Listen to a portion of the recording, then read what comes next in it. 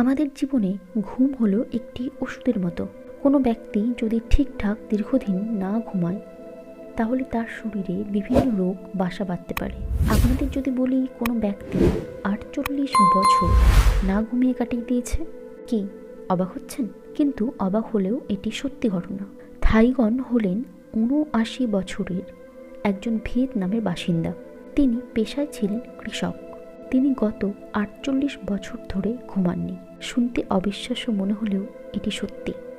এমনকি ভিয়েতনামের অন্যান্য মানুষ যখন তার ব্যাপারে জানতে পারে তারাও প্রথমে এটি বিশ্বাস করেননি, কিন্তু ধীরে ধীরে সবাই তার ব্যাপারে আসল সত্য জানতে পারে।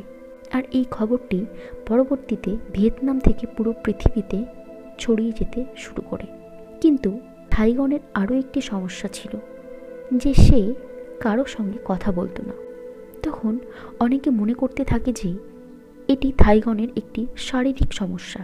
তখন তাকে অনেকে ডাক্তারের সঙ্গে পরামর্শ করার কথা বলেন, কিন্তু তাতে তিনি অসম্মতি জানান। এমনকি অনেক ডাক্তার বা নিউজ রিপোর্টার থাইগনের সাথে দেখা করতে চাইলেও সে দেখা করতে চান না, বরং সে নিজেকে কৃষিকাজে ব্যস্ত রাখতে পছন্দ করতেন। এরপর অনেক অনুরোধ করে থাইগন ডেইন ডেন নামক একটি নিউজ চ্যানেলের সাক্ষাৎকার দেওয়ার জন্য রাজি হন। এই চ্যানেলের দ্বারাই থাইগনের উপর একটি ডকুমেন্টারি শ্যুট করা হয়। এই সাক্ষাৎকারে মূলত জানা যায় যে তিনি এইভাবে না ঘুমিয়ে কিভাবে দিন কাটাচ্ছেন। এছাড়া এর মাধ্যমে আরও জানা যায় যে থাইয়ের এই ঘুম না আসা বিষয়টা শুরু হলো কিভাবে। আসলে থাইয়ের বয়স যখন 31 বছর তখন সে একটি কঠিন জ্বরে আক্রান্ত হয়। আর এই জ্বর দেখতে দেখতেই 1 সপ্তাহ থেকে 1 মাস পর্যন্ত গড়িয়ে যায়। এই জ্বরের তীব্রতা এতটাই বেশি ছিল যে থাইগন পুরো 1 মাস ঘুমোতেই পারেননি। আর এই কারণেই থাইগন 1 মাস না ঘুমিয়েই কাটিয়ে দিয়েছিল। এরপর থেকেই থাইগনের জ্বর ভালো হয়ে গেলেও ঘুম কখনোই আসতো না, অর্থাৎ তার ইনসমনিয়া হয়ে যায়। ইনসমনিয়া সহজভাবে বলতে গেলে ঘুমের রোগ। এটি একটি সুস্থ ব্যক্তির ঘুমের ব্যাঘাত ঘটায়। এই রোগে আক্রান্ত ব্যক্তির একবার ঘুম ভেঙে গেলে আর ঘুম আসে না। এমনকি অল্প পরিমাণে ঘুমের কারণে রোগী দিনের বেলাতেও খুব ক্লান্ত অনুভব করে। এই রোগ ব্যক্তিদের দুর্বল করে দেয়।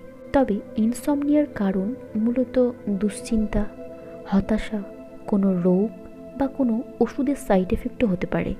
ইনসমনিয়ার অনেক সাইড এফেক্ট আছে, যেমন যদি কোনো ব্যক্তি একটানা 80 ঘন্টার বেশি জেগে থাকে তাহলে তার হ্যালোসিনেশন শুরু হতে পারে। হ্যালোসিনেশন যা হলো ভীষণভাবে কাল্পনিক, অর্থাৎ বাস্তবে তার অস্তিত্ব না থাকলেও সেটিকে আমরা কল্পনা করি। আপনার সাবকনশাস মাইন্ড আপনার কনশাস মাইন্ডকে কন্ট্রোল করবে, ফলে বিভিন্ন অদ্ভুত রকমের সব ঘটনা ঘটতে পারে যেগুলির বাস্তবিক কোনো অস্তিত্বই নেই।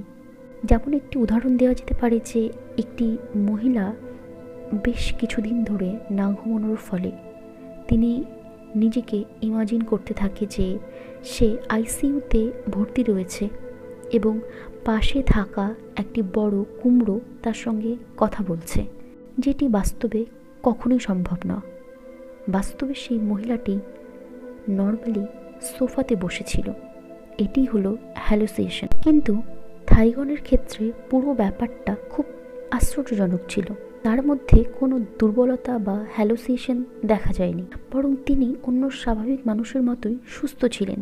তিনি ঘুমানোর জন্য অনেক চেষ্টা করেছিলেন, ঘুমানোর জন্য ওষুধ থেকে শুরু করে মদ পর্যন্ত খেতেন, কিন্তু তাতেও কোনো ফল হয়নি। তিনি ঘুমোতেই পারেননি। এই ঘটনাটি সত্যি আশ্চর্যজনক।